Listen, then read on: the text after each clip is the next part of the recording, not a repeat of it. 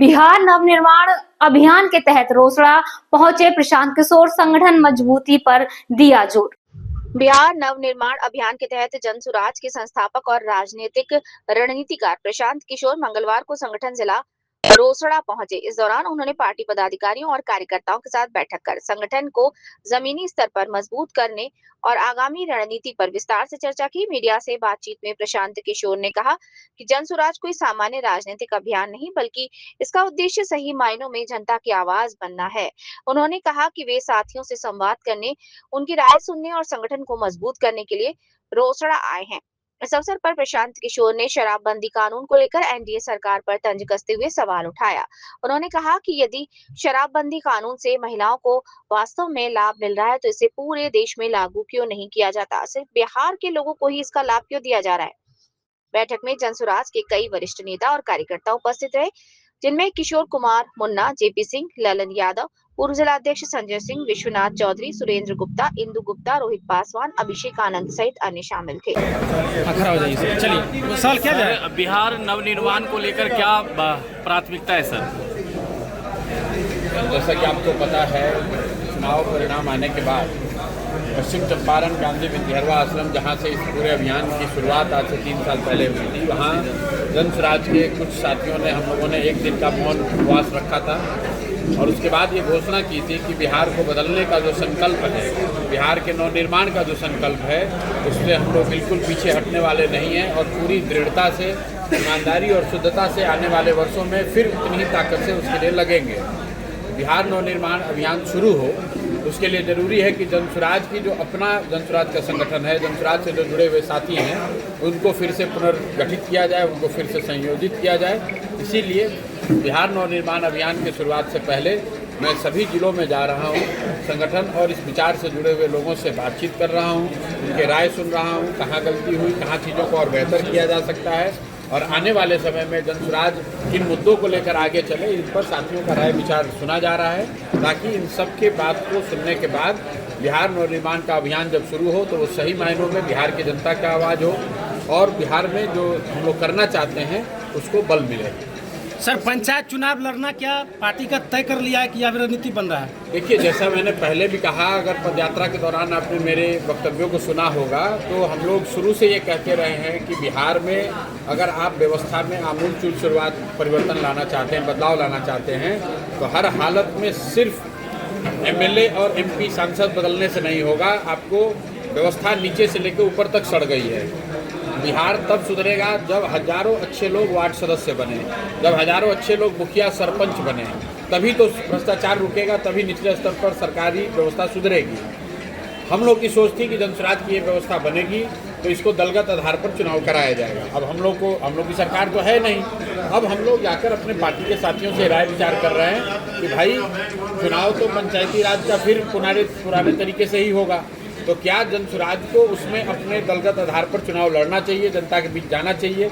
कि अगर आप पंचायत के स्तर पर स्वच्छ व्यवस्था चाहते हैं तो व्यक्ति को न देखकर जनसुराज के विचार को देखकर वोट कीजिए और एक बार मौका दीजिए, ताकि बिहार में स्वच्छ छवि के मुखिया, सरपंच, जिला पार्षद, वार्ड सदस्य जीत कर आएँ, ताकि जो पंचायत और निचले स्तर का भ्रष्टाचार है कम से कम उसको तो सुधारा जा सके। तो अभी ये चर्चा चल रही है। 44 जिलों में मैं जब बैठकें अपनी पूरी कर लूँगा, पार्टी के सभी वरीय साथी बैठेंगे, तो अप्रैल या मई में इस पर निर्णय औपचारिक तौर से लिया जाएगा। शराबबंदी को लेकर क्या कहेंगे? अभी विधानसभा में बिल्कुल जो पहले से कहा हुआ है वही बात अभी भी कह रहे हैं।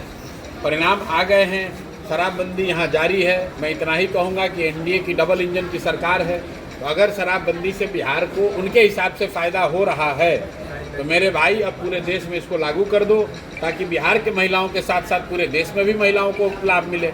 खाली बिहार के महिलाओं को ही क्यों लाभ दे रहे हैं? बिहार के लोग 8 रुपये प्रति लीटर डीजल एक्स्ट्रा पैसा दे रहे हैं क्योंकि शराबबंदी लागू है। बिहार का युवा सूखा नशा कर रहा है क्योंकि शराबबंदी लागू है। बिहार सरकार को हर साल 20,000 करोड़ का नुकसान हो रहा है क्योंकि एक फर्जी शराबबंदी लागू है। इसके बावजूद लोगों ने अगर उसी सरकार को वोट दिया है तो मान लीजिए कि ठीक ही नीति है और इसको पूरे देश में लागू कर दीजिए, लेकिन कोई एनडीए का साथी इसको बिहार के बाहर लागू करने की बात नहीं करेगा। बिहार के गरीब जनता को, भोली भाली जनता को बेवकूफ़ बना रहे हैं, वोट के नाम पर महिलाओं का वोट ले रहे हैं और बिहार के समाज का बहुत बड़ा नुकसान हो रहा है। हम लोग का शराबबंदी पर जो स्टैंड है वो एकदम बना हुआ है, उससे पीछे हटने का सवाल नहीं है। ये फर्जी शराबबंदी का कानून बिहार के समाज के हित में नहीं है। प्रशांत जी, सार्वजनिक रूप से मीट बंद करने की बात की गई है, मीट दुकान के, इसका क्या प्रभाव पड़ेगा? जो बोइएगा वो काटिएगा, जो बोइएगा वो काटिएगा। जैसे लोगों को चुनकर संसद में, विधानसभा में भेजिएगा, वैसी ही बात सुनिएगा। तो आप इनसे शिक्षा की, रोजगार की, पलायन बंद करने की बात नहीं सुनेंगे। आप इनसे भ्रष्टाचार खत्म करने की बात नहीं सुनेंगे। इनसे आप बिहार के नवनिर्माण की, विकास की बात नहीं सुनेंगे। इनसे आप मीट चालू करने और बंद करने की बात सुनेंगे। बस एक आंकड़ा आपको बता देता हूँ, देश में मांसाहार वाले लोग, बिहार देश के 5-7 उन राज्यों में है जहाँ सबसे ज़्यादा नॉन वेजिटेरियन हैं as a proportion to the total population. सबसे 80%, करीब 80% लोग यहाँ पर नॉन वेजिटेरियन हैं। तो जो बेच रहा है उसको लाइसेंस मिलना चाहिए, सफाई होनी चाहिए, शुद्धता होनी चाहिए, वहाँ तो ठीक है। लेकिन अगर उसको आप समाज को जाति धर्म के नाम पर बांटने के लिए कर रहे हैं, आपस में लड़ाने के लिए कर रहे हैं, तो वो गलत है। और जो लोग कर रहे हैं, आपको और जनता को मालूम है कि वो क्यों कर रहे हैं। यूजीसी पे आपकी पार्टी क्या स्टैंड रखती है, क्योंकि यूजीसी खुद मानती है कि 118% भेदभाव बढ़ा है?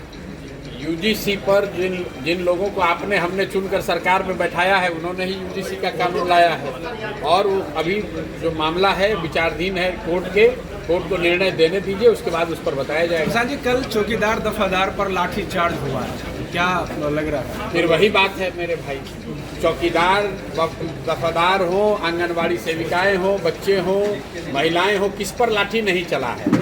लेकिन लोगों ने लाठी खाने के बाद भी उसी नीतीश कुमार, उसी एनडीए को वोट दिया है।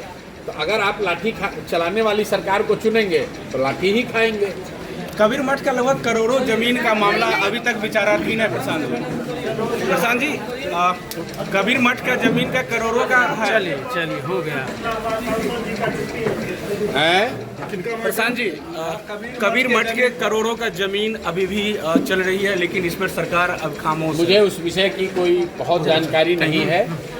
यहाँ पर जो चुने हुए प्रतिनिधि हैं, ये उनकी जिम्मेवारी है, सरकार की जिम्मेवारी है कि कोई ज़मीन जो समाज का है या किसी सोसाइटी का है, उसका गलत तरीके से कोई उसको कब्जा न करे। प्रशांत जी, आपको एक आवेदन मिला है पत्रकार के अपमान को लेकर के? हो गया।